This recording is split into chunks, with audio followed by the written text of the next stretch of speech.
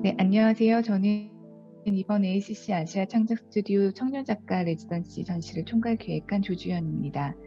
오늘부터 내일까지 양일간 진행되는 이 온라인 리서치 쇼는 ACC 입주 작가들이 인류학, 그리고 과학, 건축 분야의 연구자들과 3개월 동안 함께 다학제적 리서치라는 방법론을 통해서 다가올 세계에서의 다중적 삶의 방식과 전략들을 모색했던 그 과정과 결과를 공유합니다. 지난 8월에 이 프로젝트를 시작하면서 새로운 지구 행성으로의 이주라는 그 주제로 입주 작가 모집을 진행을 했었고요. 총 8팀의 신진 작가들과 신진 연구자, 건축 분야의 창작자들을 선발했습니다. 그리고 카이스트 인류세 연구센터의 그 과학기술사회학자인 전치영 교수님, 건축사학자인 조현종 교수님, 문화생태지리학자 최명희 교수님과 함께 정기적인 토론 그리고 워크숍 등을 진행을 했고요. 이를 통해서 작가들의 담론과 그리고 작업들을 발전시켰습니다. 리서치 주제로 제시했던 새로운 지구 행성으로 이주는 근대적 사고나 어떤 자본주의 삶이 만연한 지금의 지구 행성에서 좀 더 이상 어떤 거주가 불가능한 인류가 다종다양한 어떤 비인간 주체들과 함께 거주하면서 새로운 지구 행성을 발견해 나가는 어떤 실천적인 과정을 은유합니다. 모든 유기체와 기계, 사물들이 존재하는 각각의 그 세계들이 평등하게 존재하게 되는 이 새로운 지구에서는 아무래도 이전과는 다른 정치 체계, 가치관, 법 또는 윤리 등이 필요할 것입니다. 이 레지던시에 참여한 8팀의 예술가들은 각각의 전략을 통해서 근대화 프로젝트나 자본주의 등으로 인해서 거주 불능의 상태가 된 이 지구를 다시 바라보고 발견하고 또 행동하고 또 활성화시키기 위해서 예술적 상상에 기반한 다양한 제안들을 펼쳐내고 있습니다. 전시 기간 중 그 이틀 동안 진행되는 본 리서치 쇼에서는 3개월 동안 함께 참여해 주신 전치영, 조현정 그리고 최명희 교수님의 강연을 중심으로 스크리닝과 퍼포먼스, 또 토크 프로그램 등을 다채롭게 선보이면서 이들의 학제간 연구가 어떤 의미였는지 논의할 예정입니다. 리서치쇼의 첫날 주제는 풍부한 미래를 위한 선언입니다. 개발과 성장 이데올로기에 의해서 손상된 지구 행성의 어떤 폐허 속에서도 특유의 생명력으로 재개를 꿈꾸는 이들의 풍성한 스토리를 들어보시기 바랍니다. 그럼 먼저 신지은 작가와 황선정 작가를 영상으로 만나보시겠습니다.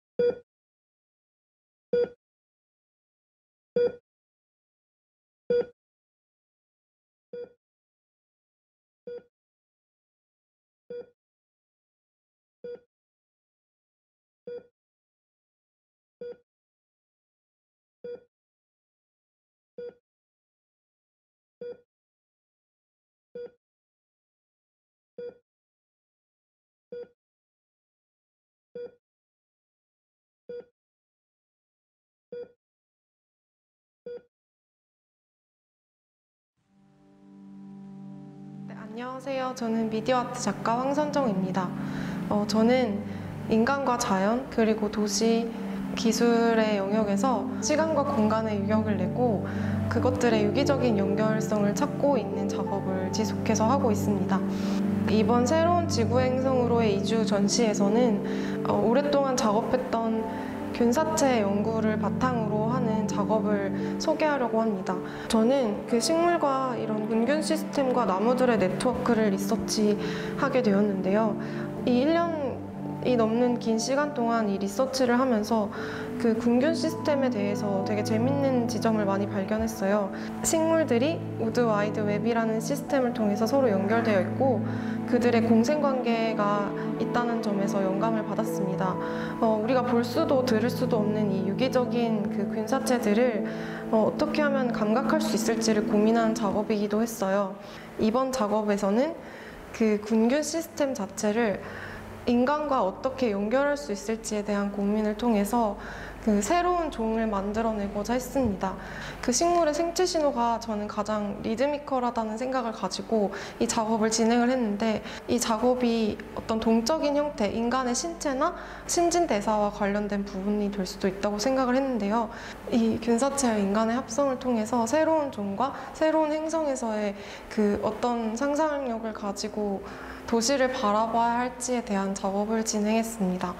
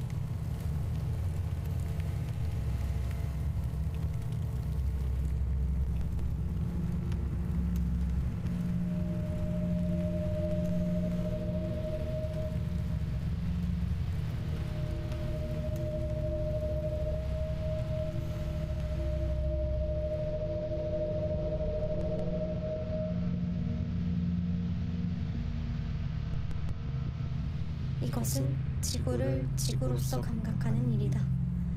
나는 작은 나무처럼 가지를 칠 수도 있고 끈적끈적한 막으로 덮여있는 나의 자유와 의지로 만드는 계속해서 펼쳐낼 수 있는 유월간이 되어간다. 곰팡이를 만난 날부터 나는 곰팡이가 커다래서 다 볼 수도 없는 바위 속을 뚫고 지나가는 그 뜨거운 감각에 대해서 느낄 수 있게 되었다. 나는 끊임없는 수평이 되어 어디로든 여행할 수 있다. 끊임없는 수평이 된다는 것은 나선이 된다는 것과도 같다. 볼 수 없었던 압력과 중력을 볼 수 있게 되면서 근육만으로 수평에서 나선이 되어 자라난다. 이 나선은 하나의 가지에서 출발하지 않고도 닿을 수 있는 거리에 있는 시간, 방황하면서 자유의 시간에 점차 투명해져 간다. 바다 깊은 곳에 조류가 되어 고래와 닿는 기분은 파란색이다. 그들을 들을 수 있다는 것은 내가 그곳에서 그들과 함께 춤을 추는 리듬을 갖는다는 것이다. 처음으로 미세계의 기후를 감각할 수 있게 되었을 때 지구의 모든 곳의 다른 온도와 얼음과 용암을 지나는 기분은 꽤나 적응하기 힘든 고통이었지만 나는 곧 대기로 향하는 꿈을 꾸기로 한다. 전기전과 볼 수 없는 빛을 감지하게 되었을 때 시작과 끝이 없는 빛의 파장에서 발견한다. 우리는 곧 물 안의 고래가 되었다. 자유로이 끝없는 유영을 하고 들리지 않고도 들을 수 있는 시간에 와 있다. 우리는 아직 그 어떤 유기체도 감각하지 못하는 빛의 영역의 파장을 넘나든다. 관측할 수 없는 빛의 영역을 우리는 감각하고 있다. 감흥은 감각과 연결되어 있고 리드미컬한 이 진도, 무브먼트, 댄싱은 우리의 플로잉과 방향성, 살아있는 모든 것과 결합하면서 물질 대사하고 네트워킹한다. 식물들은 곰팡이에 의해 사회적으로 연결된다. 우리는 식물과 연결되고 또 다른 곤충과 동물과 살아있는 모든 유기체와 연결되고 죽어있는 생명들에서 쓰레기 더미에서 나의 오래된 책장 사이사이에서 먼지 알갱이에서 시공이 흩어진 다수의 축을 가진 어떠한 차원의 다수의 점들과 관계하면서 모든 방향으로 뻗어가는 중이다. 식물을 화분에 넣는다는 것은 지구를 자유로이 곡선으로 안에서 밖으로 밖에서 안으로 그 모든 게 수평인 곡선으로 지구를 몇 바퀴나 유영할 수 있는 나의 말랑말랑한 신체 감각들로 가느다랗고 긴 나의 신체가 아닌 신체로 가득 채워놓는 것과 같다는 것을 문득 깨닫는다. 더 이상 뿌리라는 것은 없다. 내 방 창가에서 아득히 멀리 있는 너의 시간에 접속하는 일이다. 우리는 곰팡이와 함께 더 자유롭게 연결된 지구를 경험한다. 내가 만난 곰팡이 종과 함께하기로 마음먹기의 과정은 융합은 나의 신체 감각을 다 잃어버릴 용기와 자유의지에 관한 연속적인 질문이다. 나는 여전히 사람이면서 아직도 균사를 의식한다. 우리 안에 살아있다. 색은 보는 것이 아니라 감각할 수 있는 것이 되었고 의지와 자유의 언어는 소리가 되었다. 데이터의 무게와 물성, 그 속도의 무게를 감각할 수 있게 된다. 이것은 막연한 꿈이 아니다. 자유로이 뻗어내면 말랑말랑하게 내 안으로 들어와 다시 그 순간이 되기를 계속할 수 있다. 파도의 기억은 안쪽과 바깥쪽이 없고 그것은 착시가 아니다. 우리의 심바이오시스는 Nature Optimal Value, 즉 자연스러운 최적화의 값에 기반해 있지만 그것은 가장 사적이면서 동시에 공공의 영역에 있다.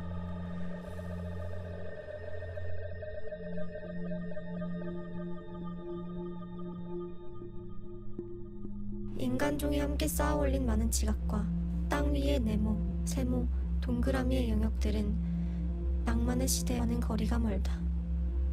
엉뚱한 곳에 플라스틱 돌들만 가득히 쌓아 올린 시간의 지도와 같다. 그것들은 모두 우리의 손가락과 발가락, 동공에 비친 물그림자, 바닷속 해조류, 감각하는 지금의 날씨와 모두 연결되어 있다는 것을 알고도 모른 척했다.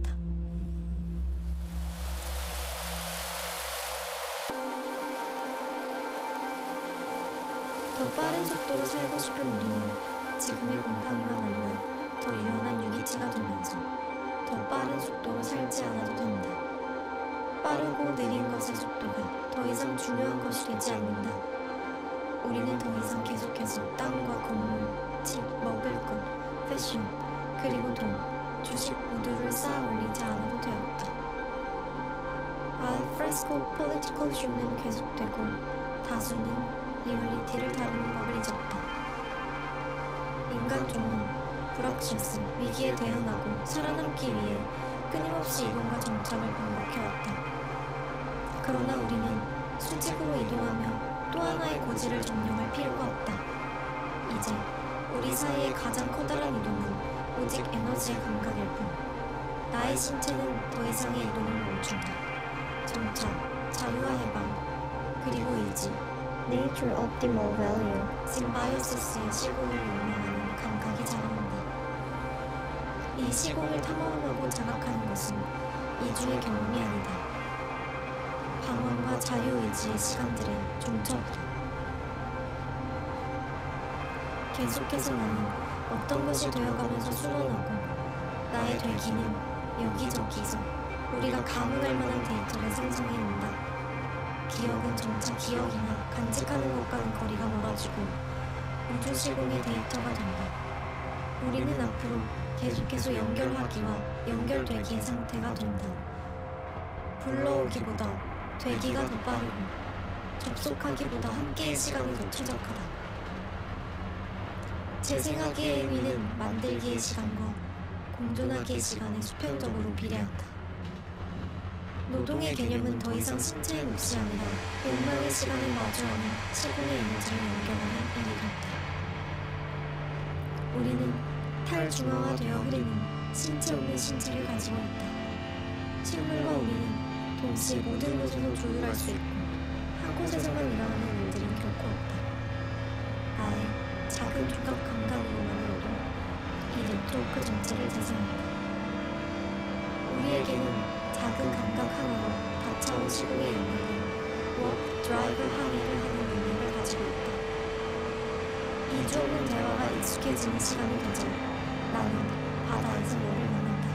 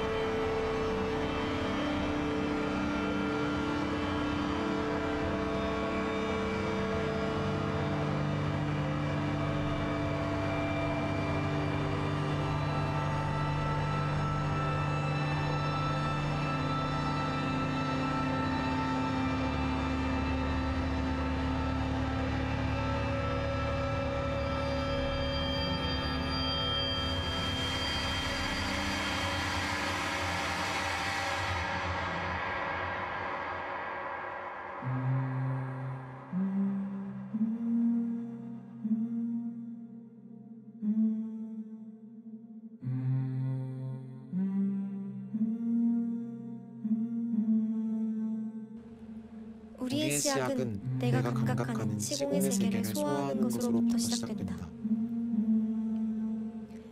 타나머종이 사이보그를 만났을 때 사이보그와 인간들의 로봇이 너무나도 동물지향적 시스템을 가지고 있다는 것에 놀랐다.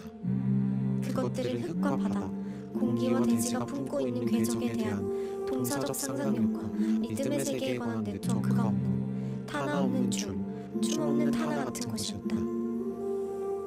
우리의 네트워크 감각은 새로운 고원을 이룬다. 이 고원에서 우리는 자유로이 춤을 춘다. 수직처럼 보이지만 끝없이 펼쳐진 수평의 고원에서 춤을 추면서 나선형으로 형태를 만들어간다. 영원히 동적인 에너지로 이어가면서 우리의 대사를 어디에서나 조율할 수 있다. 어느 시공에서나 계속 되기를 멈추지 않으면서 수평의 감각을 잃어버리지 않는다. 우리의 화성학에는 높낮이가 없고 각자의 시공에서 변화하는 파장의 빛의 되기가 있다. 그 속도도 나의 위치와 그의 위치에 따라 시간의 속도가 달라 우리는 각자 소리내고 있으면서도 하나의 소리 풍경이 되어 흘러간다. 나는 두 방향으로 나아갔다가 다시 네 개의 방향으로 나아갈 수 있으면서 다시 8개의 방향을 가질 수 있게 된다. 나는 이곳에 있으면서 어느 방향에도 있고 연결되고 싶은 복수의 마음을 가지면서 우리는 하나가 되어 있다. 알프레스코 폴리티컬 쇼가 계속되는 시대에 뉴 스타일 포크로 리버터스가 된 나는 알프레스코 디너들을 초대받는다. 사방에서 문을 두드린다. 그들이 보내온 초대장이 집합체가 된다. 그 편린들의 공존지가 된다. 나에게 이렇게 많은 문이 있었는지 깨닫는다. 여기서 나는 나를 주장할 수 있을까? 다만 그저 해방되고자 한다. 내가 온통 투명해지면서도 내 존재 하나하나가 그렇게 또렷하게 보이는 순간을 마주하고 싶다. 선택은 언제나 춤의 몫이다. 네안데르탈 인류가 페니실린 성분의 곰팡이와 함께 자랐다는 것을 알게 된다. 곰팡이 버섯을 삼키고 소화시키면서 그 자신이 곰팡이의 집이 되도록 하면서 그 시공의 인류가 되었다. 우리는 이 시공에서 철짐 가시들을 소화하고 부식시키면서 다시 유연한 몸, 볼 수 없는 빛이 되어간다. 계속해서 깊은 어둠 속으로 향해 간다. 그 가장 어두운 깊은 곳은 바다. 수면 아래 빛과 파장들이 모여 결코 어둡지 않은 바다를 이룰 때 가장 어두운 순간을 만드는 것은 이 우주의 몫이다. 우리는 어디에나 있고 어디에도 없다.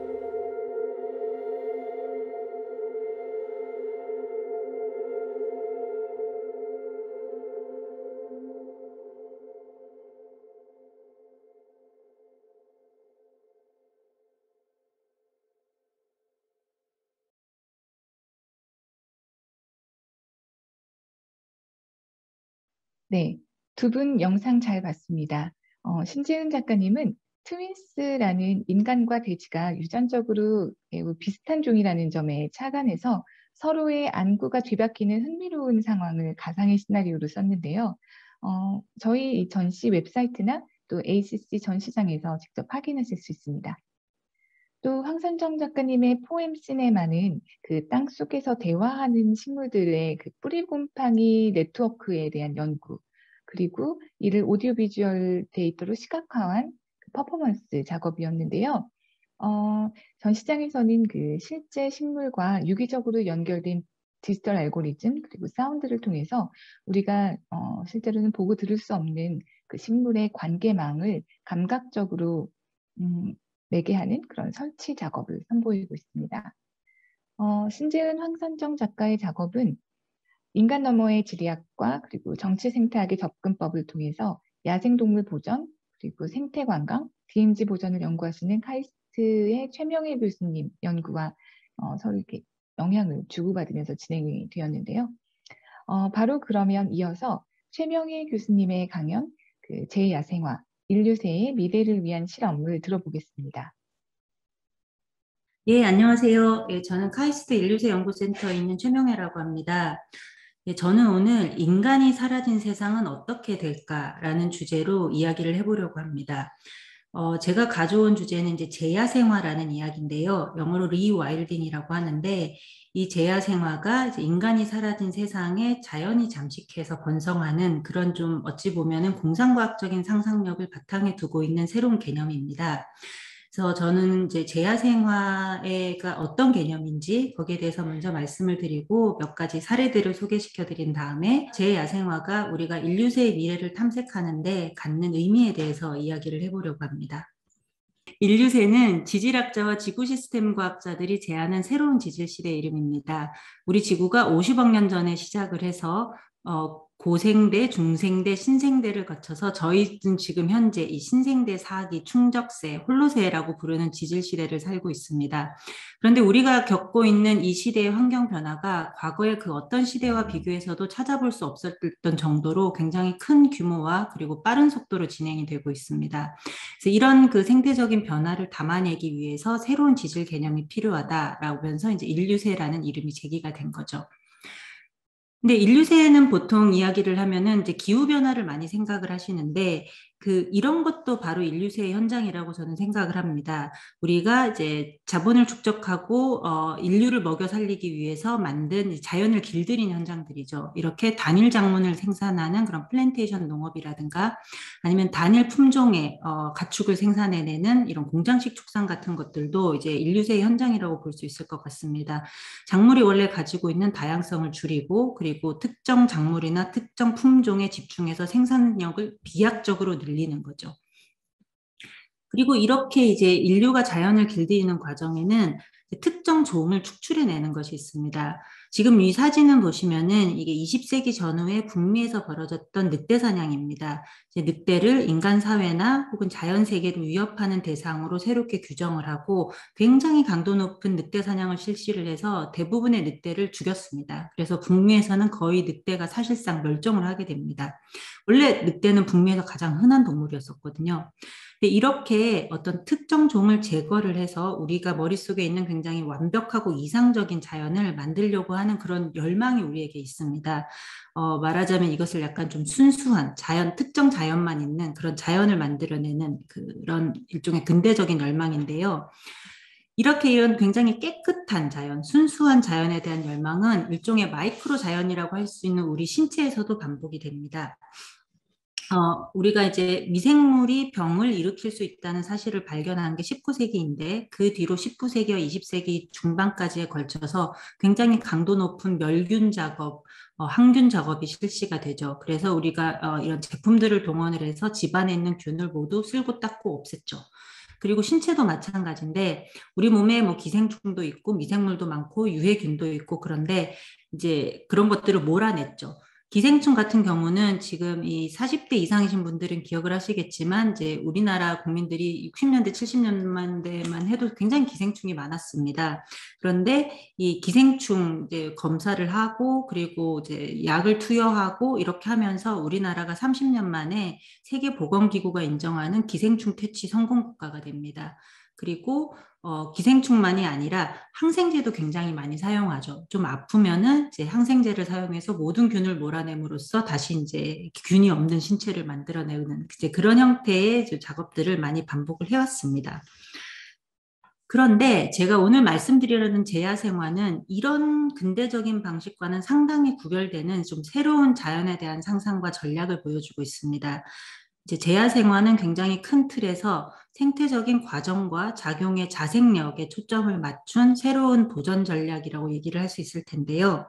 이제 보통 우리가 자연 보존이라고 하면은 굉장히 이상적인 자연 그 생물종의 조합과 수량이 있습니다. 그것을 설정을 하고 그걸 가진 지역을 보호 지역으로 이제 선포를 하죠. 그리고 거기서 그 인간의 행동 같은 거를 모두 몰아낸 다음에 그것을 그대로 유지하는 것이 보통 자연 보존에서 많이 사용하는 전략입니다. 그런데 제야생화는 이것과 굉장히 다릅니다.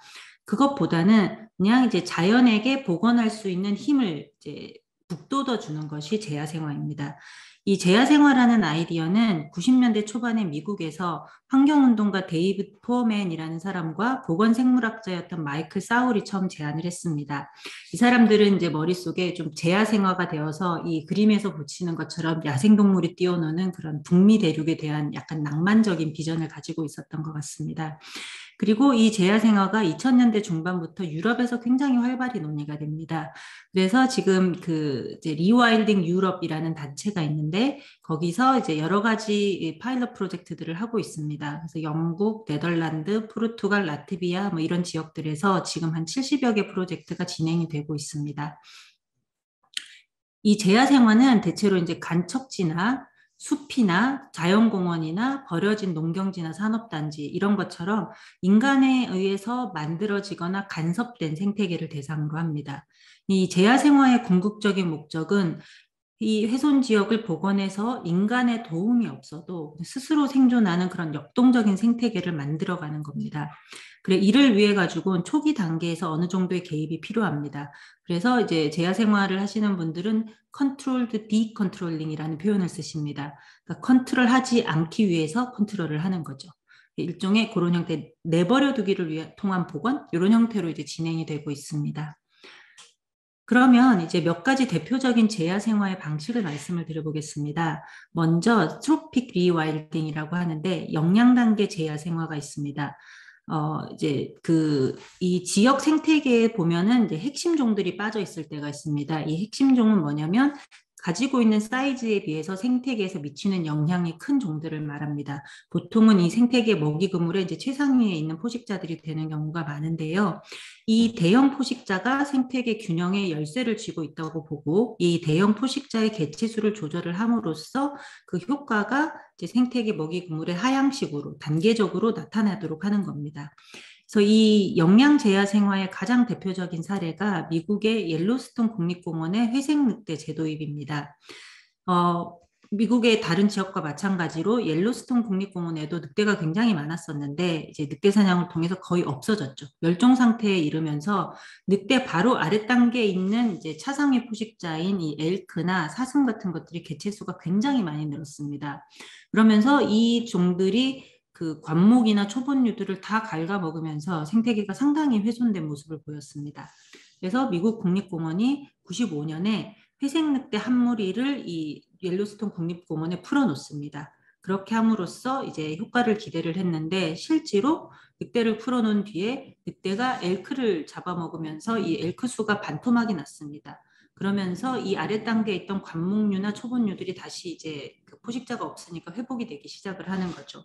그러면서 이 회복된 초본류나 관목류를 먹기 위해서 외부에서 다른 그 초식 동물들이 들어옵니다. 뭐 비버 같은 동물들이 증가를 하게 되는 거죠.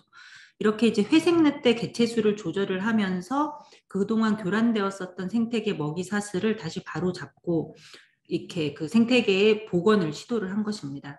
그래서 미국의 제야생화 옹호하시는 분들은 이렇게 육식동물을 조절을 함으로써 훼손된 생태계를 복원할 수 있다고 보고 있습니다. 그래서 이분들이 머릿속에 가지고 있는 이제 생태상은 마치 그 마지막 빙하기 직후에 대형 야생동물이 군림하던 것처럼 굉장히 다양한 큰 야생동물들이 이렇게 왔다 갔다 하는 그런 형태의 미국의 자연의 상을 가지고 있습니다. 그런데 유럽의 제야생화는 좀 상당히 다른 형태로 이루어집니다. 그것은 이제 아마도 유럽이 미국과 달리 북미와 달리 인구 밀도가 높고 그리고 토지가 굉장히 집약적으로 이용된다는 특성과 관련이 있을 것 같습니다. 유럽은 그런 최상위 포식자를 이용하지 않고 방목동물을 이용합니다. 그러니까 그레이징 애니멀이라고 하는데 풀을 뜯어먹는 뭐 들소나 말, 사슴 이런 동물들입니다. 그래서 이런 동물들을 재도입을 해서 이들의 풀 뜯는 행위를 통해서 자연 생태의 작용을 활성화하는 거죠. 유럽 제야생화의 첫 번째 사례가 그 네덜란드 암스테르담 외곽의 우스터 바더스 플라산이라는 이 간척지입니다.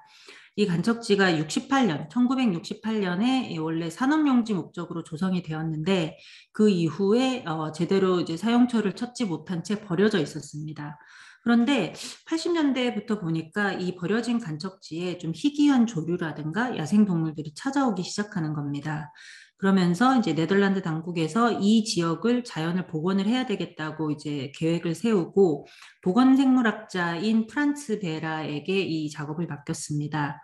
이 프란츠 베라가 제일 처음으로 한 작업이 소떼, 말 그리고 붉은 사슴을 이제 90년대 안팎으로 이 지역에 도입을 합니다. 근데 이게 옐로스톤과 가장 큰 차이는 뭐냐면 옐로스톤의 회색 늑대는 원래 거기에 있었던 종이고 여기에 있는 그런 붉은 사슴이나 들소는 여기 원래 없었던 종이죠. 그래서 생태학자 입장에서는 원래 없었던 종을 여기에 도입하는 것에 대한 좀 우려가 굉장히 높았습니다.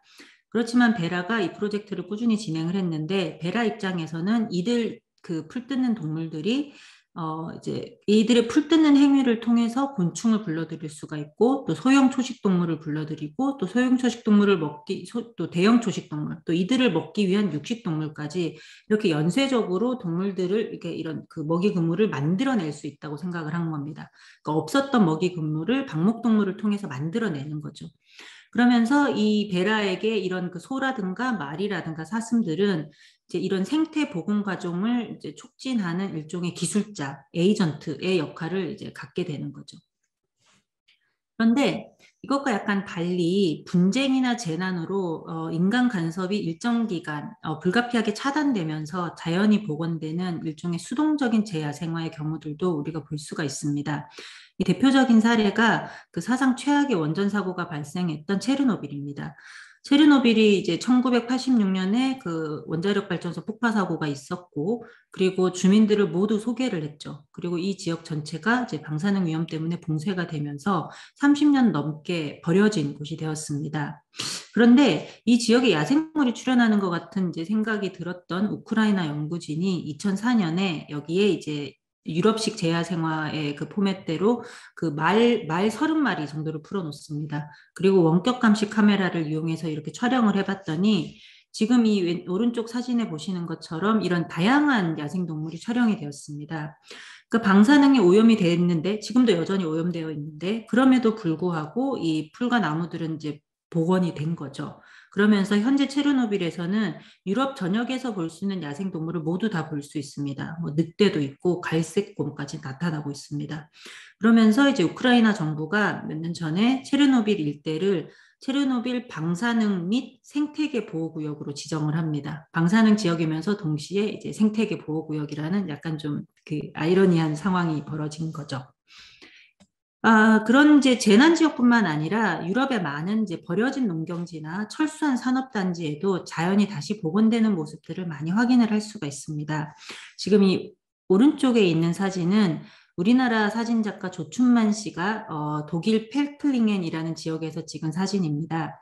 여기가 원래 이제 조선산업지대였는데, 제철소네요. 제철소가 있던 지역이었는데, 이제 유럽의 산업 구조의 변화로 이제 유럽의 이런 그 거대 굴뚝 산업들이 철수를 하면서 이 제철소도 버려졌습니다. 이 86년에 가동을 멈춘 상태였고, 그 뒤로 이 주변의 자연이 이 제철소를 잠식을 한 거죠. 그래서 지금 보면은 굉장히 좀 괴이한 이런 모습을 보여주고 있습니다. 현재 이 펠클링엔 같은 경우는 이제 유네스코 세계유산으로 지정이 된 상태고, 관광지로도 인기가 있습니다. 많은 사람들에게 상당히 괴이한 형태의 상상력을 자극하는 그런 장소로 이제 이용되고 있습니다. 우리가 이런 제야생화의 사례들을 이제 가까운 곳에서도 찾을 수 있을 것 같습니다. 우리나라 같은 경우는 비무장지대가 대표적이죠. 이제 비무장지대가 한국전쟁 때 이제 이후에 만들어졌고, 그 뒤에 냉전과 남북 대결로 민간인의 출입이 차단이 되면서 지난 70년간에 걸쳐서 생태가 서서히 복원되어 있습니다. 지금 비무장지대가 이제 원래는 경기, 파주, 연천, 강원, 철원 뭐 이런 지역들인데, 여기가 한국전쟁 전만 하더라도 상당히 마을들도 많고 번성하던 농경지였습니다. 이제 그런 지역들이 한국전쟁 기간 동안 이제 치열하게 고지전을 겪으면서 마을은 모두 파괴가 되었죠. 그리고 이제 자연이 복원이 되어서 예전에 논이었던 곳들은 지금 습지가 되었고, 마을이었던 곳들은 약간 이런 관목류가 있는 낮은 숲, 야트막한 숲들로 다시 만들어졌습니다. 이런 것은 어찌 보면은 아까 말씀드렸던 그런 재난이나 이런 분쟁이나 이런 이후에 불가피하게 버려져서 자연이 복원된 약간 수동적 제야생화의 모습을 보여준다고 할 수 있을 것 같습니다. 그리고 최근에 4대강 제자연화 이야기를 아마 들어보셨을 텐데요. 이 4대강 제자연화 또한 제야생화와 연결시켜서 생각할 수 있을 것 같습니다.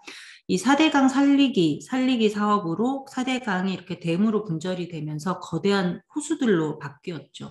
그러면서 강물의 흐름이 막혔고 녹조가 굉장히 두텁게 끼었고, 그리고 우리가 전혀 생각하지 못했던 이런 큰빛 이끼벌레와 같은 뜻밖의 생물종들이 출현을 했습니다. 그리고 지난 몇 년 동안 이 4대강을 재자연화해야 한다는 지적이 계속 있었고, 지금 정부가 이걸 받아들여서 지금 이제 금강과 영산강 같은 경우는 수문을 개방하고, 그리고 일부 보는 해체하기로 한 상태입니다. 그래서 이 목표는 단기적으로는 수문을 개방하고 장기적으로는 댐을 해체하는 거죠. 이렇게 해서 강의 생태와 흐름을 복원을 하는 건데요. 이 복원의 기준점은 이제 단기적으로는 댐이 건설되기 이전, 그리고 장기적으로 본다면은 이제 산업화 이전의 목가적인 강이 아닐까 싶습니다. 이렇게 이제 산업화된 구조물을 걷어들임으로써 자연의 복원을 촉진하는 것은 이제 우리와 같은 한국과 같은 동아시아 발전주의 국가들이 과거에 자연에 대한 과도한 굉장히 인공적인 개입을 해왔는데, 그런 인공적인 개입을 이제 철수함으로써 자연에게 이제 번성할 여지를 만들어주는 그런 하나의 좀 어찌 보면은 동아시아 발전주의 국가에 고유하다고 하면 고유할 수 있는 그런 제야생화의 모습이 아닐까 생각을 해봅니다. 그리고 우리가 이 제야생화를 신체에도 적용해서 생각해 볼 수 있습니다. 인체가 사실은 굉장히 다양한 미생물이 서식하는 어찌 보면 미생물의 그런 서식지 생태계인데, 우리가 멸균과 항균 작업을 통해서 지금 현재 이제 생태계 신체 내 생물 다양성, 미생물 다양성은 굉장히 깨어진 상태입니다. 그러면서 다양한 이제 면역 질환 같은 것들이 많이 나타나고 있는데요. 이런 면역 질환, 깨어진 신체의 미생물 균형을 회복하는 방법으로 균을 다시 조입을 하는 겁니다. 신체를 재야생화하는 거죠. 그래서 뭐 아침마다 우리가 유산균을 한 포씩 먹는다든가 이런 방법이 있고, 그리고 기생충을 몸에 심는 그런 요법도 있습니다. 그래서 자가면역 질환을 치료하기 위해서 기생충 알이 들어있는 캡슐을 먹고, 이 기생충이 장 내에서 수주 동안 기생을 하면서 숙주인 인간의 면역 체계를 변화시키는 겁니다. 이렇게 이제 균을 재야생화의 그 엔지니어로 이용을 하는 거죠. 제야생화는 이렇게 지난 20여 년간 좀 이렇게 새로운 형태의 자연 보존 전략으로 부상을 했습니다. 그렇지만 여전히 제야 생활은 좀 일부이고 실험적인 수준이고 주류는 여전히 그 보호지역 중심의 자연 보존 전략입니다. 이런 제야 생활에 대한 최근의 관심은 한편으로는 이제 기존의 자연 보존 전략이 막대한 인력과 예산이 드는데 그에 비해서 제야 생활은 굉장히 비용 부담이 적은 전략이라는 면도 있습니다. 또 제야 생활 지역을 곧바로 자연관광 용도로 이렇게 활용을 할 수 있기 때문에 주민에게 이제 소득도 돌려주고 또 주민을 보존의 동반자로 설득하기에도 굉장히 용이합니다. 또 제야 생화가 좀 환기하는 그런 사자와 늑대가 뛰어노는 자연에 대한 상상력은 자연에 대한 대중적인 관심을 새롭게 불러일으키는데 이제 많은 기여를 하죠. 그렇지만 많은 생태학자들은 제야생화에 대해서 약간 우려하는 입장을 가지고 있습니다. 제야생화의 결과가 아직까지 확인되지 않았다는 건데요. 이거는 제야생화가 반드시 실패했기 때문이라기보다는 제야생화가 이루어진 지 겨우 한 2, 30년밖에 되지 않기 때문에 그걸로 우리가 제야생화의 결과를 판단하기에는 아직 사실 좀 이른 면이 있습니다. 그리고 이제 환경 정책을 하시는 분들 입장에서는 제야 생활로 야생 동물이 늘어나게 되면서 기존의 이제 인간 중심적인 그런 공간 관리와 약간 충돌하는 지점들이 있습니다. 그러니까 뭐 늑대나 야생화된 소나 돼지나 말이 주민의 안전과 안녕을 위협을 하는 거죠. 그래서 야생화된 동물이 민가를 습격하기도 하고 뭐 가축을 잡아가기도 하고 이제 농작물을 못 쓰게 하기도 하는 그런 일들이 있는데요. 실제로 이제 피레네 산맥 주변 같은 경우는 제야 생활을 통해서 늑대가 지금 요즘 등장을 했는데 이 늑대가 주변의 목축 농가들의 가축과 그리고 주민들에게는 이제 새로운 위협으로 떠오른 상태입니다. 그럼에도 몇 가지 측면에서 제야 생활은 우리가 인간-자연 관계를 생각하는 좀 새로운 그런 그 선분들을 그리고 있다고 생각을 합니다. 먼저 이 제야생화의 공간입니다. 제야생화는 대체로 간척지나 자연공원, 버려진 산업단지, 버려진 농경지 혹은 병든 몸 이런 것처럼 약간 인간에 의해서 훼손된 그런 생태계를 대상으로 하고 있습니다. 이제 이런 것은 기존에 이제 우리 근대적 이분법이 인간의 공간과 자연의 공간으로 이렇게 공간을 구분하는데 제야생화가 이루어지는 공간은 이 인간의 공간과 자연의 공간 그 어느 쪽에도 이제 포착되지 않는 거죠. 이런 근대적인 이분법으로 포착할 수 없는 공간에서 제야생화는 일어나고 있습니다. 그리고 기존의 자연 보존은 생각해보면 생물 다양성이 되게 높고 우수하고 이상적으로 훌륭한 공간들을 대상으로 합니다.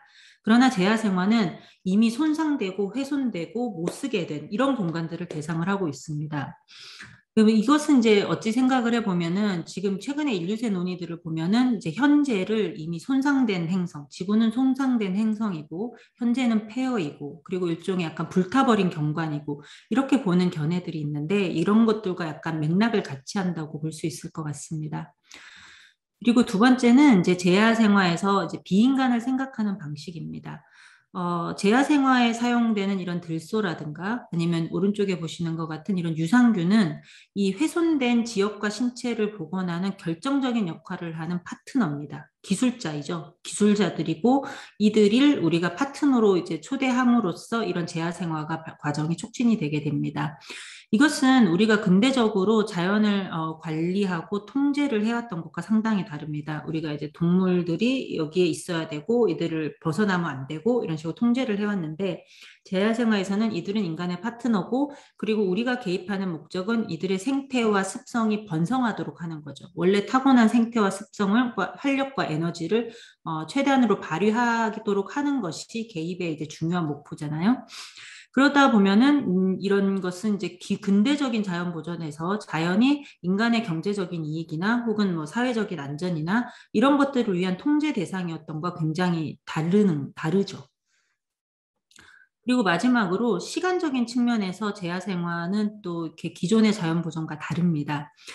제야생화가 과거의 그런 대양 야생동물이 암약하던 플라이스토세 이후의 모습 이런 것들을 약간 좀 영감을 많이 받은 것은 사실이지만 제야생화의 결과로 만들어지는 그런 미래의 자연의 모습에 대해서는 상당히 개방적인 태도를 가지고 있습니다. 미래에 전개되는 이 자연의 모습은 현재와 같을 수도 없고 과거와 같을 수도 없고 그것은 가능하지 않습니다. 왜냐하면 비인간들이 여기에 파트너로 참여를 하는데 우리는 비인간들의 행동을 통제하거나 관리할 수가 없기 때문이죠.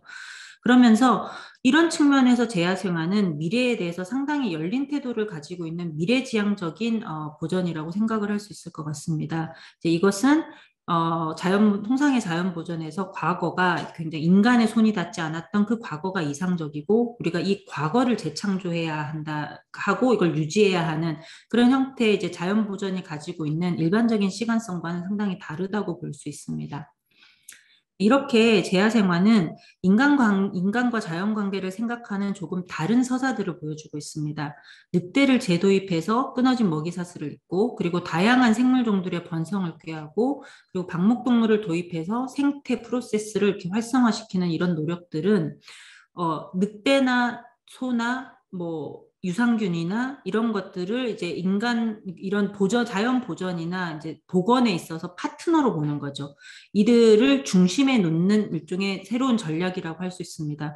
그런 면에서 제야생화는 인간을 중심에 놓고 이제 사유해온 근대적인 사유와 달리 좀 이렇게 다양한 생물종들, 특히 다양한 비인간과 인간들의 얽힘과 상호작용을 강조하는 그런 어찌 이렇게 다종적이라고 말할 수 있는 멀티스피시즈한 사유를 보여주고 있습니다.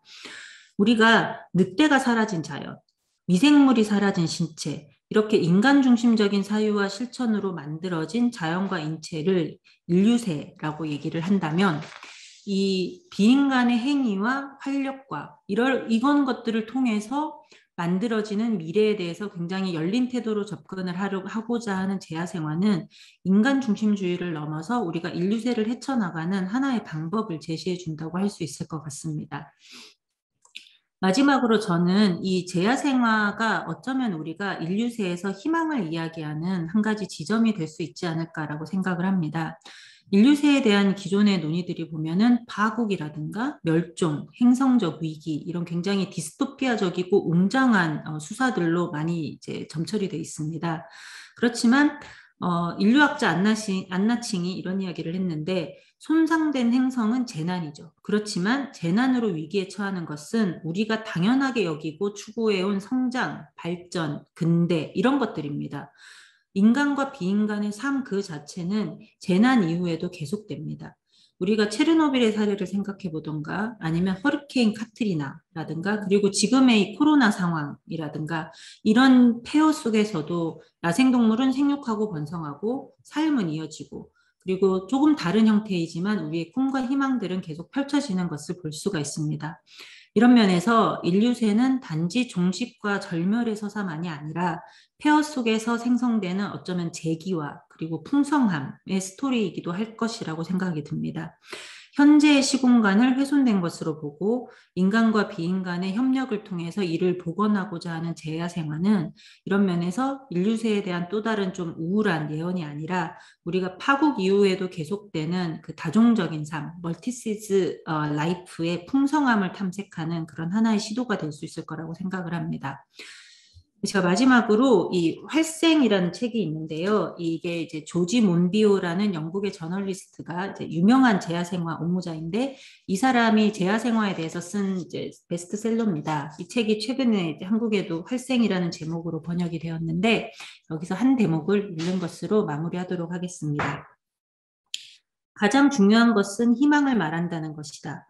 활생, 제야생화가 이미 위협에 직면한 서식지나 종에 대한 보호활동을 대체하는 것이어서는 안 되지만 제야생화를 통해 생태적인 변화가 언제나 같은 방향을 향할 필요는 없다는 점을 이야기하고자 한다. 20세기의 환경운동은 침묵의 봄을 예견했다. 지구 생명의 파괴가 한동안 계속될 것이 거의 확실시되었다. 제야생화는 소란한 여름의 희망을 이야기한다. 적어도 세계의 일부에서는 파괴적 힘이 생성의 힘으로 변모한 희망 말이다. 네, 여기까지입니다. 감사합니다. 최명희 교수님의 제야생화 그리고 인류세의 미래를 위한 실험 강연 잘 들었습니다. 인간이 사라진 세상은 어떻게 될까라는 다소 사변적인 질문을 가진 인류학적 연구가 무척 흥미로웠는데요. 저는 최근에 인류세 담론을 리서치하면서 느끼는 점이 이제 인문학이나 뭐 사회과학 심지어 지구공학 영역의 연구가 그 공상과학의 내러티브보다 더 비현실적이고 그리고 좀 미래주의적이라는 생각을 많이 하게 되는데요. 재야생화라는 개념은 파괴와 회복의 과정을 넓은 스펙트럼으로 바라보는 어떤 오래된 미래의 현실판 같다는 느낌이 들었습니다.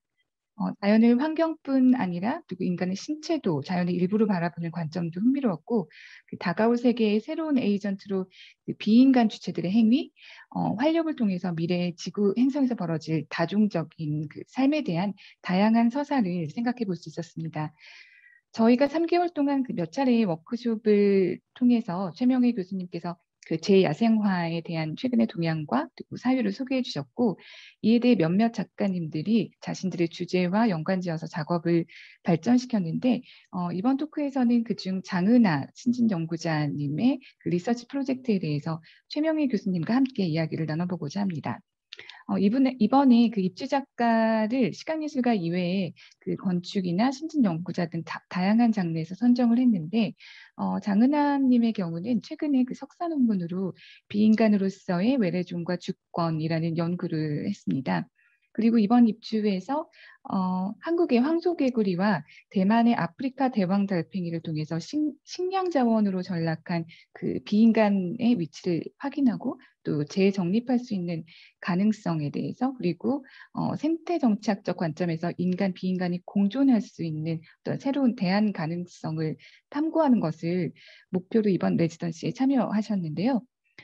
이번 레지던시 참여의 성과로는 아마 그 본인의 연구에 최명희 교수님과의 대화를 통해서 이 야생화 개념을 이끌어내서 어떤 미래지향적인 어떤 인간 자연 관계를 재사유하게 된 부분일 거라고 생각이 들어요. 저는 장은하님의 그 리서치 프로젝트에서 외래종에 대한 인식을 바꾸는 일종의 그 전략을 흥미롭게 봤습니다. 먼저 이번 프로젝트에 대한 소개를 좀 간략하게 부탁드리겠습니다. 안녕하세요. 저는 이번 레지던시에서 신진 연구자로 연구를 진행한 장은하입니다. 이번 레지던시에서는 크게 두 종에 대해서 연구를 했는데요. 이 연구의 출발은 주로 외래종은 생태계를 파괴한다는 어떤 부정적인 인식에서 출발을 했고 이 인식을 어떻게 하면 다른 관점으로 볼 수 있을지라고 어떤 질문에 대한 답 혹은 그 가능성을 찾아보려 했습니다. 그래서 외래종은 주로 생태계를 파괴하는 종으로 퇴치되어야 할 존재로 그려집니다.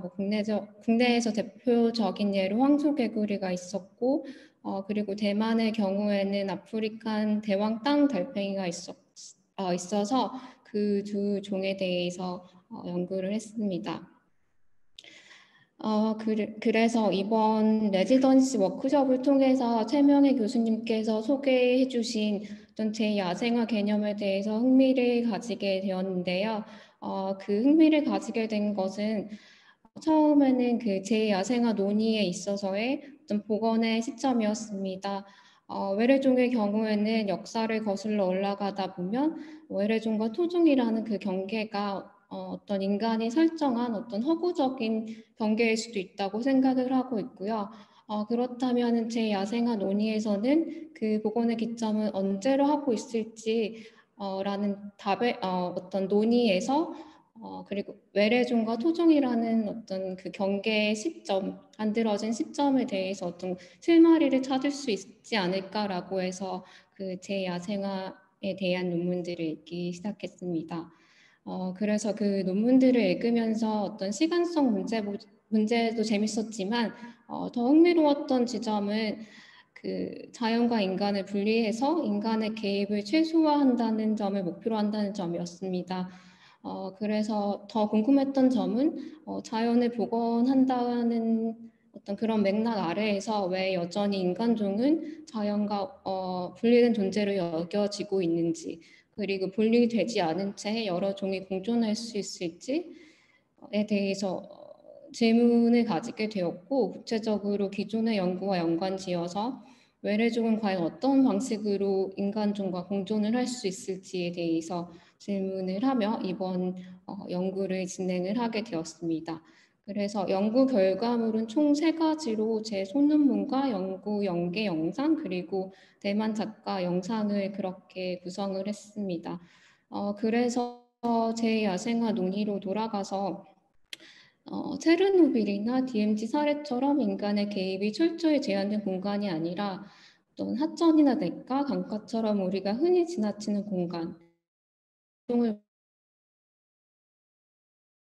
살아갈 수 있을지 이러한 질문에 대한 답을 대만의 아티스트인 장은만의 두 점의 영상에서 그 답을 찾으려 하였습니다. 먹는 것은 종종 인류세의 논의에선 주로 대량 생산된 식량 자원으로 전락한 비인간의 존재로 그려져서 다소 비관적인 맥락으로 이해가 되는데요. 하지만 저는 이 연구에서 도나 헤러웨이나 데리다가 말했듯이 먹는 것과 먹히는 것의 문제는 어느 누구도 표할 수가 없고, 그리고 먹는 것이라면 당연히 누군가를 죽이는 일도 동반이 되는데, 그렇다면은 잘 살아가려면 어떻게 잘 죽이고 잘 먹을 것인가라는 문제를 제기하게 되었습니다. 그래서 대만의 아티스트인 장은만의 영상을 통해서 등장한 타이완 부족의 외래종을 인식하는 방법, 그리고 외래종을 그들의 전통 레시피에 적용하는 과정을 통해서 외래종을 하나의 또 다른 활력을 지닌 존재로 인식을 하고 이를 존중한다는 점이 인상적이었습니다. 그리고 이들의 방식과 태도에서 우리가 말하는 풍부한 미래의 가능성을 볼 수 있지 않을까 그렇게 생각을 하며 이번 연구를 진행하게 되었습니다. 네. 그 생태계에서 사실 그 먹는다는 것은 문화적으로도 굉장히 좀 여러 가지 의미가 있는 것 같아요. 사실 남아메리카 원주민의 카니발리즘 같은 문화도 사실 애도나 뭐 사랑, 동일시, 뭐 힘의 관계 같은 여러 가지 의미로 이제 해석이 되기 때문에 단순하게 그렇게 폄하될 수 있는 문제가 아님에도 어떻게 보면은 그 서양인들이 너무 이제 그것을 야만적이고 좀 원시적인 문화라고 해서 굉장히 그 제국주의 구실로 이 되기도 했었던 것 같은데요. 외래종의 그런 토착화 이슈는 다양한 종들이 함께 사는 미래를 위해서 매우 중요한 문제라는 생각이 듭니다. 최명희 교수님의 그 장은하 작가님의 그 리서치에서 어떤 점이 좀 학자들의 연구와 아트 리서치가 차이가 있었다라고 이렇게 보시는지 궁금한데요. 네. 장은하 작가님 그 작품 소개와 작품 감사합니다. 그 외래종을 이용한 외래종과의 공생의 방식에 대해서 이렇게 연구를 하시고 재밌는 작품을 만들어 주셨는데요. 네, 재밌게 잘 봤습니다. 근데 통상 이제 외래종 같은 경우는 그 생태학과 환경을 다루는 뭐 지리학이나 환경 인류학 쪽에서 많이 연구가 되고 있는 주제입니다. 그래서 생태학에서는 외래종이 생태계에 미치는 영향에 대해서 분석을 많이 해왔고, 그리고 뭐 생태인류학이나 환경지리학이나 이런 쪽에서는 좀 외래종을 보는 우리의 시각에 대해서 약간 비판적인 연구들을 해왔는데요. 보통 외래종이 항상 좀 이렇게 민족주의 프레임을 통해 가지고 이해가 되는 점, 이런 점들을 비판을 하거든요. 외래종의 반대는 토종이고, 보통 이런 뭐 문화적인 제휴물들에서 보면은 외래종은 토종을 포식하는 존재, 토종 생태계를 파괴하는 존재, 이렇게 많이 그려지고 있는데, 이제 최근에는 근데 그런 기존의 연구 경험과 조금 다른 연구들이 있는 것 같아요. 이제 그것이 제야생화 논의에서도 좀 나오는 부분이지만은 외래종을 좀 새롭게 보고 함께 공생할 수 있는 그런 방법들에 대한 그 논의 같은 것들이 있는데, 그런 논의가 이루어지는 이제 과학적인 배경이 최근에 보던 생물학에서 이제 외래종의 퇴치라는 것이 어쩌면 사실상 불가능하고, 그리고 외래종과 함께하는 생태계가 더 활성화된다, 이런 연구들이 있거든요. 그래서 제야생화에서도 그런 걸 많이 받아와가지고 이제 보면은 제야생화에서 우리가 그 자연 생태계의 복원력을 활성화시키기 위해서 외래종을 도입하는 경우가 있거든요. 그 지역에 원래 없던 종을 데려와서 도입을 할 경우에 이게 전통적인 생태학 입장에서 봤을 때는 외래종이고 얘는 퇴치해야 될 존재인데, 자연의 활력이라든가 생태계의 뭐 에너지, 그리고 그 복원력, 이런 면에서 봤을 때는 외래종이 있는 생태계가 훨씬 더 번성을 한다는 거죠. 그러면서 외래종을 단지 제거해야 할 존재가 아니라 생태계 일원으로 받아들이고 좀 더 여러 가지 형태의 공생의 방법들을 찾아보자라는 방식으로 지금 제야생화 연구가 발전하고 있는데, 그런 면이 지금 작가님이 하신 연구랑 어떻게 이렇게 교차되는 지점들이 있는 것 같습니다. 그렇지만 뭐 아직까지 외래종을 먹어서 공생하자 이런 거는 이제 학술 연구에서는 별로 다뤄지지 않고 있긴 하는데요. 이제 최근에 그 재야생화의 여러 방식 중에 이제 신체 재야생화에 대한 논의들이 있는데, 그러니까 이 신체를 훼손된 공간으로 보고 뭐 미생물, 특히 뭐 기생충이나 뭐 유산균, 유익균 이런 것들을 주입을 해서 훼손된 신체의 신진대사를 회복하자. 그런 재야생화 논의가 있습니다. 근데 이 타이완 사례 같은 경우에 보면은 이제 외래종과의 공존의 방식으로 먹기를 택하셨고, 그리고 땅 달팽이, 예. 아프리카 땅 달팽이를 먹는 것이 그렇게 딱 생태 회복을, 본인의 몸의 생태 회복을 위해서라기보다는 좀 더 다른 영역, 이들이 가지고 있는 그런 활력을 나눠 갖기 위해서 이제 이 먹기라는 행위가 이루어지고 있는 것 같은데요. 근데 이렇게 땅 달팽이를 먹는 행위가 갖는 그런 뭐 좀 생태적이라든가 문화적인 효과에 대해서 조금 말씀을 좀 더 드리면 좋겠고요. 그리고 이제 말씀을 듣다 보니까 이렇게 음식을 나눠 먹음으로써 활력을 나눠 갖는다. 이런 것들이 약간 좀 보면 근대 이전의 그런 전통적인 자연관과 어느 정도 이렇게 접속되는 지점들이 있는 것 같은데, 작가님이 이 작품을 하시면서, 연구를 하시면서 이런 그 전통적인 자연관과 이런 부분들을 좀 참고를 하시거나 연구하신 부분이 있는지 좀 듣고 싶습니다. 네.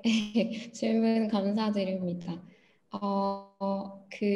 주신 질문들을 답변을 하려면 제가 먹기 전략을 처음 고안해낸 어떤 기원이 되는 개념에 대해서 먼저 설명을 드려야 될 것 같아요. 이 먹기 전략을 떠올리게 된 처음 시점은 생물학에서 사용되고 있는 개념인 오토파지라는 개념에서부터 출발을 했습니다. 그래서 사실 교수님께서 제야생화 부분에서 신체의 제야생화 말씀해 주셨을 때 굉장히 교차되는 부분이 참 많구나라고 생각을 했는데요. 오토파지라는 개념은 신체 내 조절 과정에서 신체에서 불필요하게 된 어떤 세포나 어떤 조각들을 하나의 세포가 먹음으로써 그것들을 세포의 구성 요소를 파괴하거나 아니면 재활용해서 신체의 항상성을 유지하는 어떤 기제인데요. 이러한 신체의 기제가 어떤 지구가 가진 고유의 자생력 혹은 항상성을 유지하려는 특성하고 맞닿아 있다고 생각을 하였습니다. 그래서 사실은 어떻게 보면은 약간 메타포적으로 이해할 수도 있다고 생각이 되는데 어떤 그러한 내용을 기반으로 땅 달팽이를 먹는 것이 어떤 인간종이 오히려 하나의 어떤 제야생화 맥락에서 기술자로, 그러니까 즉 오토파지 역할을 하는 기술자로 기능을 할 수 있지 않을까라고 해서 이번 연구를 진행을 해보았습니다. 그래서 질문을 해주신 어떤 생태적 문화적 효과에 대해서 답을 드리자면 아직은 연구가 초기 단계여서 아직 발전은 많이 못 시켰는데요. 현재로서는 먹기 혹은 식사가 어떤 문화의 이론에서 등장하는 기억 연구하고 좀 연관이 되어 있다고 생각을 하고 있습니다. 그래서 기억 연구에서 보통 기억이 소멸이 되지 않으려면은 계속해서 이동을 해야 되고 어떤 세대 간에서 이렇게 전달이 되어야 된다는 그런 논의가 있는데요. 이번 큐레이팅을 한 장은만 인터뷰 영상에서 그리고 작가 자체도 모두 자신의 개인적인 역사 그리고 부족의 역사 그리고 외래종의 역사를 다시 먹는 과정 혹은 먹기 위한 어떤 준비의 과정에서 어떤 역사를 다시 소환해냄으로써 소화된 역사를 다시 기억하고 그리고 그러한 역사들이 기억되고 지속될 수 있게 어떤 기여를 하고 있다고 생각을 합니다. 하지만 이 연구가 아직 초기 단계라서 조금 더 발전을 시켜야 될 어떤 필요성이 있다고 생각은 하고 있습니다. 그리고 두 번째 질문인 어떤 근대 이전의 자연 사상 혹은 전통적인 어떤 자연관에 대해서 서치를 하셨냐고 질문을 주셨는데요. 사실은 이 연구가 처음 오토파지라는 개념에서부터 출발을 해서 어떤 전통 자연관에 대해서 기존에 연구를 했다기보다는 어떤 생물학적인 어떤 원리를 비교하고 또 발전을 시키는 과정을 조금 더 중점을 두었던 것 같습니다. 질문을 한 가지 네. 정도만 해주시면 될 것 같아요. 네네. 제가 드리고 싶은 질문은 그 외래종처럼 인간의 목적을 위해서 이주된 종이 아니라 어떤 기후 위기로 인해서 어떤 다른 지역으로 피난을 가게 된 자신이 살던 영토를 벗어나게 된 어떤 종들은 어떻게 해석될 수 있을까? 혹은 우리가 그들을 어떻게 맞이할 수 있을까라는 그런 질문을 드리고 싶습니다. 네, 장은혜 작가님, 저 아까 답변도 감사하고 질문도 감사드립니다. 그런 동물들이 최근에 굉장히 이렇게 가끔씩 눈에 띄는 것 같습니다. 그리고 최근에 보면은 뭐 중국에서 코끼리가 계속 이동하는 그런 사례들도 있었는데, 근데 이런 형태의 일종의 기후변화나 환경변화에 의해서 쫓겨나는 동물 난민 같은 그런 난민들이 이제 우리 주변에서 발생하고 있고, 이들의 이동이 우리 흥미와 관심을 불러일으키고, 동시에 지역 주민들과 충돌하기도 하는 그런 일들이 벌어지고 있는 것 같거든요. 그리고 이런 일들은 아주 예외적인 일이 아니라 앞으로도 더 많이 발생을 할 것이고, 이제 기후와 여러 가지 기타 영향에 의해 가지고 서식지가 단절되고, 그리고 이제 환경 변화가 발생을 하면서 앞으로 우리가 더 많이 볼 수 있지 않을까라는 생각을 합니다. 근데 이제 우리가 사실 이런 야생동물과의 충돌에 대해서 대응하는 능력을 이렇게 오랫동안 길러왔습니다. 뭐 지역 주민과 야생동물의 충돌 같은 것들을 많이 해결을 해왔고, 그리고 이 동물들의 이동을 모니터링하는 그런 기술들도 가지고 있습니다. 그리고 여러 가지 정책적인 수단들도 가지고 있는데, 이런 동물의 이동을 굉장히 재밌는 사건으로 바라보고는 데 그칠 것이 아니라 이 동물들이 이동하는 것에 있어서 우리가 어떻게 응답을 해줄 수 있는가, 그리고 동물들이 보여주는 그런 메시지에 대해서 우리가 어떻게 응답하는가, 그런 것이 필요할 것 같아요. 예를 들어서 뭐 코끼리 같은 경우는 이제 코끼리가 이동하여 새롭게 정착하게 된 지역을 뭐 보호지역으로 좀 보호를 해준다든가, 아니면 뭐 서식지 관리를 좀 해준다든가, 그리고 뭐 필요하다면 토지를 매입을 한다든가, 그런 형태 우리가 기존에 가지고 있는 정책적인 수단들을 이동하는 동물들에게 적용을 할 수 있을 것 같거든요. 그런 면에서 최근에 우리나라에 굉장히 고무적인 일이 있는데, 지리산에서 이제 풀어놓았던 방사 반달곰들이 있는데, 그 반달곰 중에 한 마리가 계속 지리산을 벗어나서 이웃에 있는 김천 수도산으로 도망을 간 사례가 있었어요. 얘가 3번 연속 도망을 가자, 원래라면은 이제 과거 같았다라면 우리는 아마 이 반달곰을 잡아서 적응 부적응자라고 판단을 하고 구례에 있는 종보건센터에 가둬놨을 거거든요. 근데 이제 우리가 그렇게 하지 않고 얘가 이렇게 계속 수도산으로 가는 걸 보니까 수도산에 뭐가 있나 보다라고 생각을 하고 반달곰 서식지를 수도산으로 확장하기로 결정을 했거든요. 그렇게 함으로써 우리가 이 반달곰이 보여줬던 그 일종의 동물의 행위성에 대해서 적극적으로 응답을 하는 그런 정책적으로 응답하는 사례를 보여준 것 같습니다. 근데 사실 어쩌면 이런 동물 난민을 대하는 우리의 태도는 인간 난민을 대하는 것과 큰 차이는 없을 것 같아요. 사실은 이 지구적 재난이라는 그런 공동의 위기에서 인간이나 혹은 우리의 비인간 동료들이 이제 위기에 직면을 해 있는 거죠. 근데 이들이 찾아오는 것을 우리가 우리의 식량과 안전에 대한 위협으로 대할 것인가, 아니면 이들을 환대하고 뭔가 나눌 수 있는 그런 공존의 방법들을 찾을 것인가, 이런 결정을 우리가 해야 하는 시점에 있는데, 우리가 어떤 결정을 하느냐에 따라서 우리의 미래가 이렇게 비인간과 인간이 함께하는 꼬뮈이 될 수도 있겠지만, 결정에 따라서는 굉장히 악의다툼의 무관도가 될 수도 있는 거죠. 그래서 지금 그런 질문들에 대해서 생각을 하고 우리가 응답할 수 있는 방법들을 찾아보는 것은 굉장히 중요한 일인 것 같습니다. 네, 오늘 그 두 분 흥미로운 대담 감사합니다. 마지막에 최명희 교수님께서 동물 레퓨지, 비인간종을 대하는 우리의 태도를 인간 레퓨지를 대하는 태도에 비유해서 말씀해 주신 부분 굉장히 인상적이었는데요. 예술계에서 우리가 인류의 미래를 상상하고 또 이야기하는 것들이 사실상 모든 경계와 선을 자유롭게 넘나들 수 있는 그런 가능성을 탐구하는 것이라고 그런 생각이 들었습니다. 재야생화라는 그 인류의 미래를 위한 실험이 풍부한 미래를 꿈꿀 수 있도록 더 진취적이고 실천적인 형태로 진행될 수 있기를 바라겠습니다. 네, 감사합니다. 안녕하세요. 저는 올리투를 보야지 파트 2라는 작업으로 아시아 창작 스튜디오 레지던시와 새로운 지구 행성으로의 2주 전시에 참여하고 있는 작가 이윤재입니다.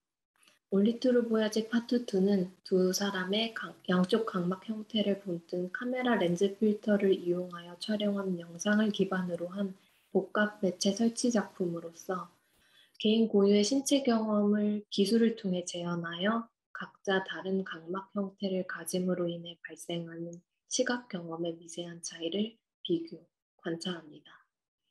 올리트루 보야지라는 작품 제목은 마르셀 프루스트의 소설인 잃어버린 시간을 찾아서의 구절 중에 유일한 진짜 발견 여행은 다른 눈을 가지는 것, 다른 이의 눈을 통해 우주를 바라보는 것이라는 부분에서 가져오게 되었는데요. 제목 자체가 프로젝트가 앞으로 나아갈 방향을 내포하고 있습니다. 궁극적으로 이 프로젝트는 타인이 지각하는 세계를 경험하고 이해하는 데 초점을 맞추어서 발전될 계획이 있고요. 저는 이 프로젝트가 기술을 통해 타인의 시각을 경험하는 것을 통해서 타인의 세계를 이해하려는 시도, 우리가 근본적으로 다른 존재임을 꾸준히 상기하려는 시도, 또 그렇게 서로를 좀 이해해 보려는 시도라고 생각하고 있습니다. 이 프레젠테이션은 작업과 함께 진행하고 있는 리서치 웹사이트를 간략하게 보여드리면서 작품의 리서치 과정에 대해서 설명하고자 합니다. 저의 웹사이트에 접속해 보도록 하겠습니다.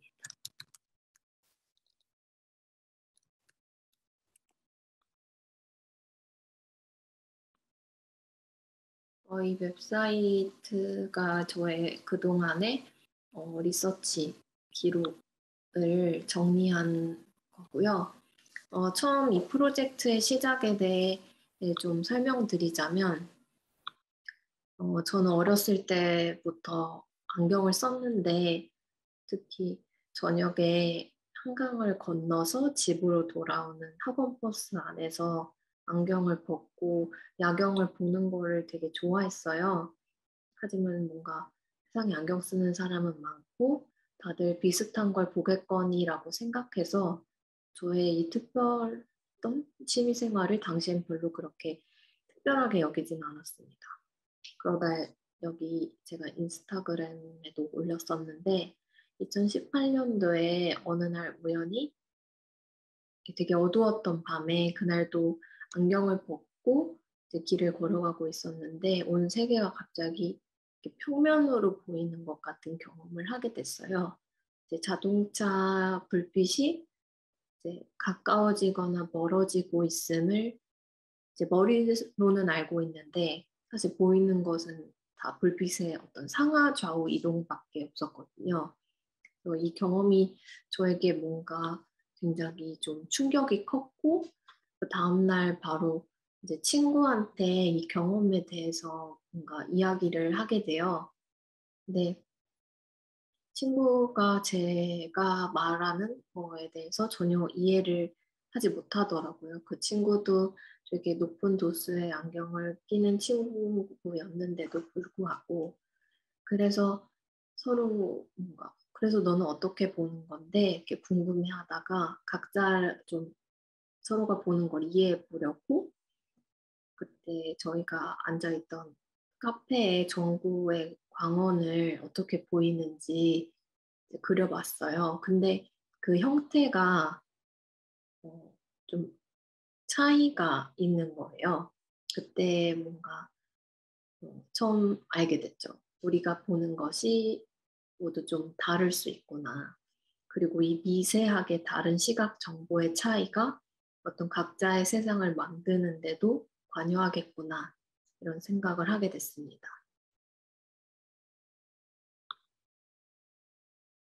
그래서 그 이후로 어떤 시각과 관련된 프로젝트를 이제 계획하게 되면서 저는 이제 본격적으로 저의 눈 상태에 대해서 검진을 받았어요. 그리고 눈에 대해서 이제 공부를 하기 시작했고요. 저 같은 경우는 근시하고 난시를 가진 눈인데 이제 그 중에서도 난시에 대해서 좀 연구하다 보니까 난시는 각막의 형태에 영향을 많이 받아서 발생하게 되는 거라고 하더라고요. 또 각막의 경우에 우리가 종종 눈하고 카메라의 구조를 비교하기도 하잖아요. 그 카메라의 구조로 대입해 봤을 때 각막은 필터에 해당하는데, 그래서 이 필터를 저의 각막 형태를 본따서 제작한다면 제가 나 안으로 보는 영상이나 나 안으로 보는 거를 영상이나 이미지로 구현해서 이제 저뿐만이 아니라 어떤 다른 사람들과도 제가 보는 것을 구현할 수 있겠다. 그런 생각이 들었습니다.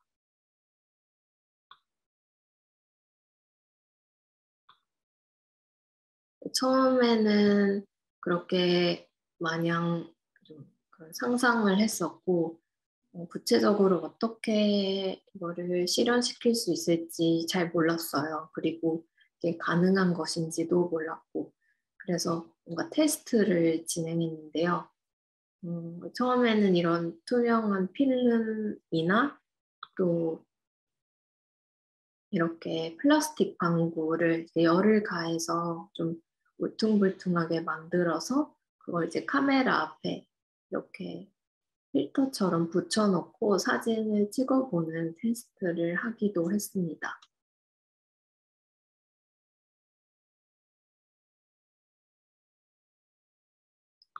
이제 어떤 이런 테스트 과정을 거치면서 가능하겠구나라는 걸 알게 됐고, 그 다음부터는 어떤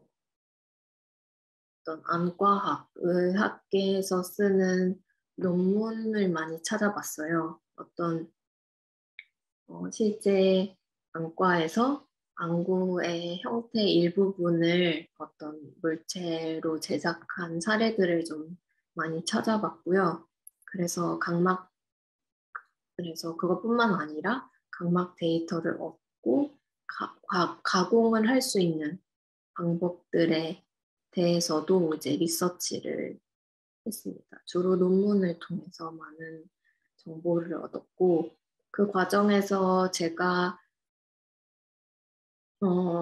얻고자 하는 데이터를 얻기 위해서는 굉장히 특수한 각막 지형도 검사 기계를 활용해야 된다는 걸 알게 됐고, 그래서 그 기계를 가진 안과에 연락을 해가지고 이제 데이터를 받을 수 있겠냐, 이렇게 이제 연락을 여러 군데 돌렸고요. 거의 대부분의 안과에서 거절을 당했고 딱 한 군데에서 이제 오케이를 해주셔가지고 프로젝트를 진행할 수 있게 됐습니다.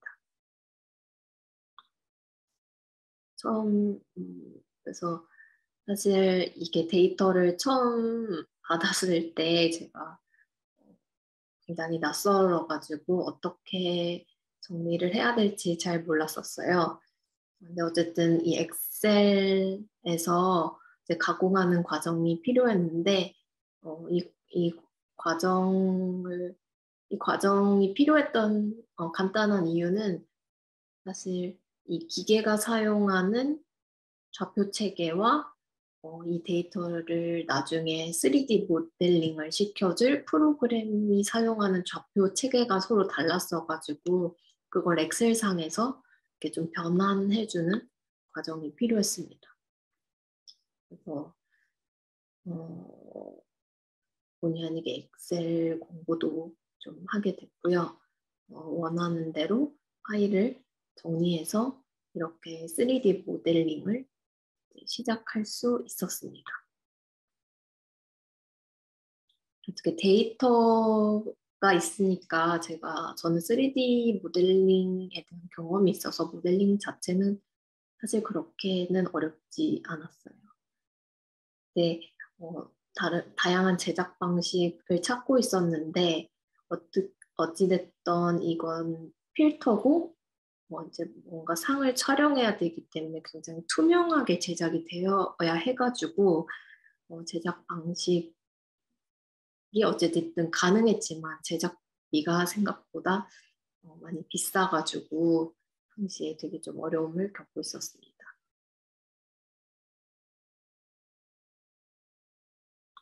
그러던 와중에 제가 지난 봄쯤에 청년예술청에서 지원을 받게 돼가지고 프로젝트를 이제 실질적으로 좀 진행해 볼 기회가 생겼어요.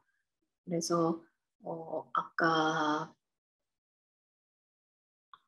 그 데이터를 활용해서 먼저 이제 업체를 찾아가지고 이렇게 투명한 필터를 가공을 했고요.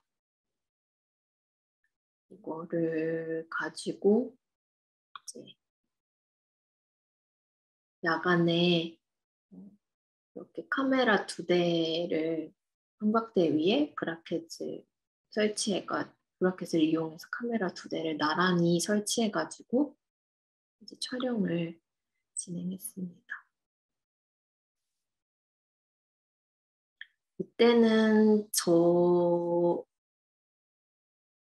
제 자신의 각막 데이터를 활용해서 작품을 제작하는 것에 초점을 뒀어요. 저도 이게 실질적으로 가능할지 그러니까 약간 매 순간순간이 어떤 이게 가능할지에 대한 어떤 실험을 하는 과정인 것 같아요. 그래서 청년예술청에서의 전시에서는 제 각막 데이터를 활용해서 작품을 제작하는 것, 제 어떤 나만의 세계를 관객들에게 전달하는 것에 가장 초점을 맞춰가지고 작업을 진행하게 됐습니다.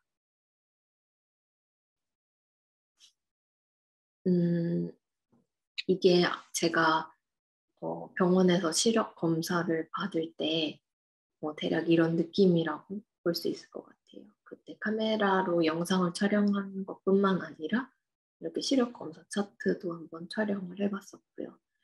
물론 이번에 계속해서 말씀드리겠지만 생각보다 필터의 가공에 있어서 그 각막 데이터의 손실이 좀 발생했었어요. 왜냐하면 이게 투명하게 제작되어야 하기 때문에 후가공이 필수적으로 필요했거든요. 그래서 약간 관객들에게 최대한 손실 없는 데이터를 어떻게 경험해보게 할 수 있을까, 그걸 어떻게 같이 경험해볼 수 있을까, 그런 고민을 하다가 이 각막 데이터 자체를 사운드로 변환시키는 것에 대해서 생각해보게 됐어요.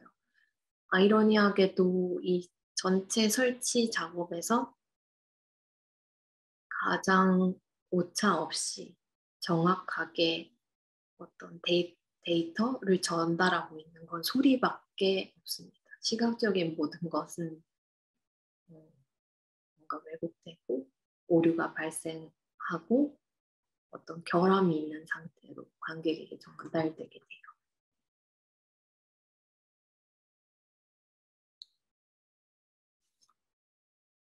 약간 프로젝트에 어쩔 수 없는 좀 부분, 기술적으로 어쩔 수 없는 부분이었다고 생각이 들고요. 요번에 레지던시에 있으면서 이제 처음에는 이제 한 사람, 저 혼자의 각막 데이터를 활용했다면 이번 전시에서는 두 사람의 각막 데이터를 활용해서 두 사람의 각자의 각막 필터를 제작해서 그 두 사람이 각자 보는 것이 얼마나 다르게 보이는지 약간 그거에 초점을 맞췄는데요. 어쨌든 프로젝트가 여기서 끝이 아니고 앞으로 계속 더 최대한 다양한 사람들의 각막 데이터를 활용해서 프로젝트를 진행해보고 싶은 계획을 가지고 있는데 개인적으로 이번에 두 사람의 각막 데이터를 활용하면서 이렇게 실질적으로 각막 필터를 제작하고 카메라를 이용해 촬영하는 방식이 이제 인원이 다양해지면 굉장히 힘들 것 같다는 생각을 하게 됐어요. 그래서 뭔가 새로운 제작 방식에 대해서 고민을 하게 됐고, 약간 아직은 연구 중에 있지만 이제 가상의 필터를 제작해가지고 활용해보는 방법을 생각해보게 될 것 같아요. 지금 블렌더라는 3D 프로그램을 통해서 렌즈의 결과를 뭔가 시뮬레이션 할 수 있는 방법이 있다고 해서 이 전시 이후에도 지속적으로 연구를 해보려고 합니다. 웹사이트는 제가 기술에 대해 전문가가 아니다 보니까 공부한 내용을 기록하고 정리하기 위해서 좀 기술적인 내용에 초점이 많이 맞추어져 있는데요. 사실 저는 이 작업이 좀 뭔가 예술에서 사용하지 않았던 새롭고 뭔가 최신의 기술을 활용하는 것만 부각하기에는 그보다 조금 더 큰 이야기를 담고 있다고 생각합니다. 예를 들면 아이러니하게도 이 프로젝트에서 가장 메인이 되는 전혀 초점이 맞지 않은 어떤 왜곡된 상을 가진 영상을 제작하기 위해서는 최첨단의 기술들을 비롯한 과학적 지식이 요구됩니다. 하지만 이러한 과정은 모두 일반적인 기술의 사용의 결과로 얻고자 하는 어떤 편리함, 어떤 선명함과 같은 것에 추구하는 정반대의 지점에서 결과물을 생성하고 있습니다. 이 점은 오직 어떤 편리함이나 선명함을 추구해서 획일화되어 가고 있는 우리의 모습이 사실 기술 자체가 발생시킨 문제라기보다는 그것으로 인간이 무엇을 추구하고 바라볼지 선택하는 데서 발생하는 문제점이라는 것을 상기시킨다고 저는 보고 있는데요. 꼭 이것뿐만이 아니라 어떤 이러한 다양한 부분을 염두에 두시고 작품을 관람하시면 좋을 것 같습니다. 네. 이은지 작가님 흥미로운 리서치 프레젠테이션 감사합니다. 어쩌면 바로 내 옆에 있는 누군가의 시각이나 관점의 차이를 의식하고 인정하는 것이 또 다른 종들이 존재하는 세계를 이해할 수 있는 다중적 사유의 출발점이 아닐까 싶습니다. 오늘 온라인 리서치 쇼는 아까 최명혜 교수님과 함께 토크를 했었던 장은하 신진 연구자의 작업 lecture by Professor Maxwell Salmon이라는 영상으로 끝을 맺으려고 하는데요. 작가가 연구를 기반으로 쓴 시나리오입니다. 그럼 내일 2부로 진행되는 다중민족 지학의 전술들로 다시 찾아뵙겠습니다. 내일 프로그램도 많은 관심 부탁드리겠습니다. 함께 해주셔서 감사합니다.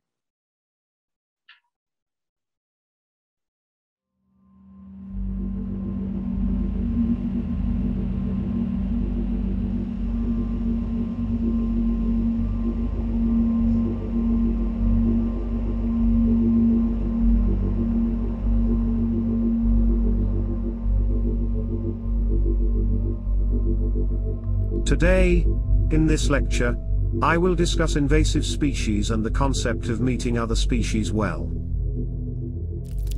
First of all, I remind you of the definition of rewilding that I explained in our last class, followed by the preconceived notion of perceiving invasive species. Finally, I will propose that eating well can be a feasible methodology of political, ecological action. Rewilding refers to the process of protecting an environment by restoring it to its natural state, for example by bringing back wild animals that once called the environment home. Rewilding attempts to minimize sustained human intervention. This has been discussed over the years. Rewilding attempts to overwrite an uncertain future by conserving the traditional nature of past ecosystems. Okay. This was what we covered in the last class. Now, I would like to take the discussion one step further. The concept of rewilding seems to be but one good way of rethinking the relation between humankind and nature. However, this concept has reinforced the binary between natural and human cultures. The objective to minimize sustained intervention intensifies this dichotomy. Discourses of minimizing the human intervention to rewild back to nature imply that which is considered to be dirty should be cleaned. Also, the archaic ideal of nature as holy, sublime, clean remains intact. For example, in South Korea, the American bullfrogs have been described as dirty, demonic creatures threatening the local, native, harmless species. To rid the local environment of this threat, conservation management actions from the state have proceeded to eradicate the bullfrogs, including habitat modification, shooting adults, netting, chemical control, trapping, fencing, and electrofishing. This is but one example, and considering that this authoritative action aims to revert the environment back to its natural state, we see how it is part of the narrative. Thus, it appears that this cleansing of a species deemed dirty and demonic has been done without considering the wider implications, and whether nature is truly being conserved as intended. Here, two questions arise. Why must nature go back to being clean? In other words, why must the world be clean? Exactly what time period do we want to return to through rewilding? Why must the world be clean? In order to address this question, we can look at even larger scale questions. What is cosmologically clean? Why should the universe be clean? To understand the concept of being clean in a cosmological way, we must foreground the concept of dirt. It is imperative to understand what dirt is. It is widely regarded as the byproduct of a systematic ordering and classification of matter, and a residual category rejected from our normal scheme of classifications. In other words, it can sit alongside the maxim where there is dirt there is system. It signifies that once it is possible to label ambiguous things like dirt and slot them into categories, being clean can be maintained as the negation of being dirty. Then, what is the argument for the universe to be clean, and forcibly maintained as such? To conquer our deep fear of the chaotic world, we classify the dirt into categories and clean the dirty out of the world. There is no clear reason why the universe should be clean. Rather, our way of viewing the world needs re-evaluating, given the strong fear of that which is perceived to be unclean. Then, how can we perceive invasive species in a different way to dismissing them as dirty, demonic creatures? How might we meet other species well? Before directly answering the question, I would like to remind you of the text that I gave you to read in our last session. In the text, Donna Haraway outlines the 3 tempting moves that you should not do at the end of when species meet. 1. Being self-certain. 2. Relegate those who eat differently to a subclass of vermin, the underprivileged, or unenlightened. 3. Give up on knowing more, including scientifically, and feeling more, including scientifically, about how to eat well together. Please take heed of these 3 manifestos and listen carefully to my suggestions. Please watch the 2 videos I recommended to you. In the Paiwanese tribe in Taiwan, the giant African land snail is a local delicacy, having been adapted into traditional recipes. Just as the American bullfrogs have been considered as demonic creatures devastating the local environment, giant African land snails have suffered a similar fate. However, the Paiwanese eat them, respecting their vitality and nutritional value.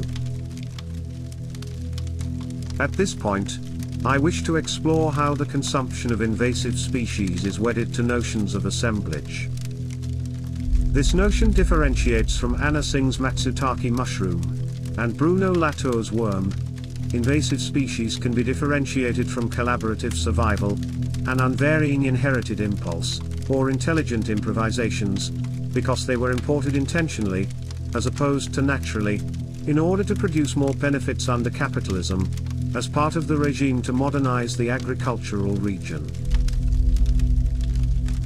Based on such differentiation, controlling the populations of invasive species through eating can be considered as another way of rewilding, with humans enacting the role of controlling invasive species populations via the food chain.